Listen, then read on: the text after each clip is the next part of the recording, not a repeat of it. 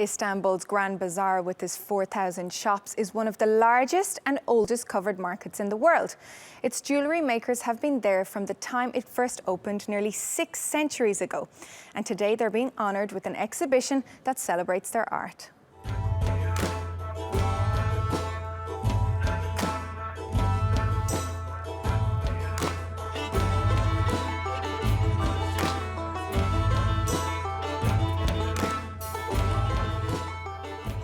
Goldsmithing, stone setting, polishing, engraving, enameling.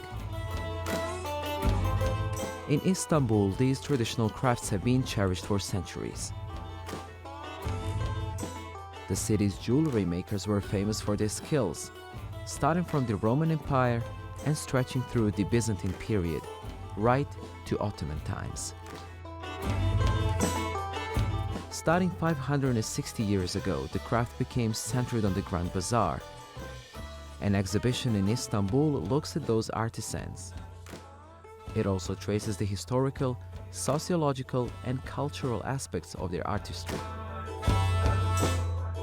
Istanbul was famous for its jewelry, and we see that it was divided into two areas. One was developed in the palace jewelry making. This was a special unit specialized in jewelry making. And we also see the bazaar area, who was supplying goods for the palace and masters who work for palace as well. So there is this division or binary aspect of jewelry making in Istanbul.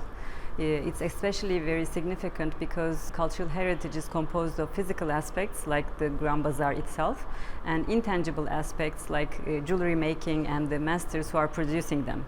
So we wanted to highlight the importance of the jewelry making through the eyes of artisans. They are extremely important because they are the transmitters of knowledge and skills, and we wanted to preserve them together with the physical aspects of the Grand Bazaar. The exhibition follows step by step how a gem becomes a dazzling piece of jewelry in skilled hands.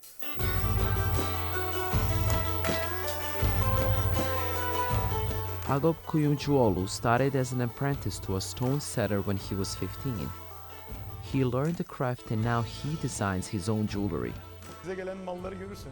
You take a look at the objects and the precious stones, and that forms a feeling inside of you. If you have a talent and a desire, then the design will form by itself. The way I do it is first I get the precious stones, usually tourmaline stones, but in their natural form. I don't like cut stones. Then I place them in front of me and examine them. Then I paint a picture of the design in my head and get to work. Kuyumcuoğlu has had a store in the Grand Bazaar for 35 years, and he has seen times changing.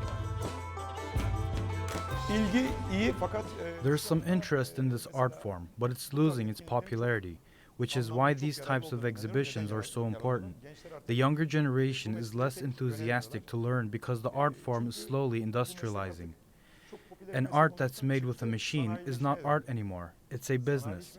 Art and business have nothing to do with one another. They're complete opposites.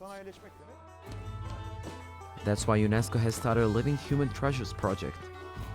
It identifies people with skills needed to keep intangible cultural heritage alive. Quite a few jewelry makers in the Grand Bazaar qualify for the status.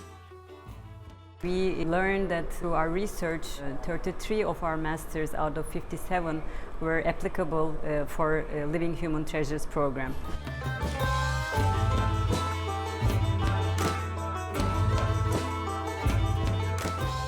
And the exhibition at the Rezan Museum is trying to make sure their work will be cherished in the centuries yet to come.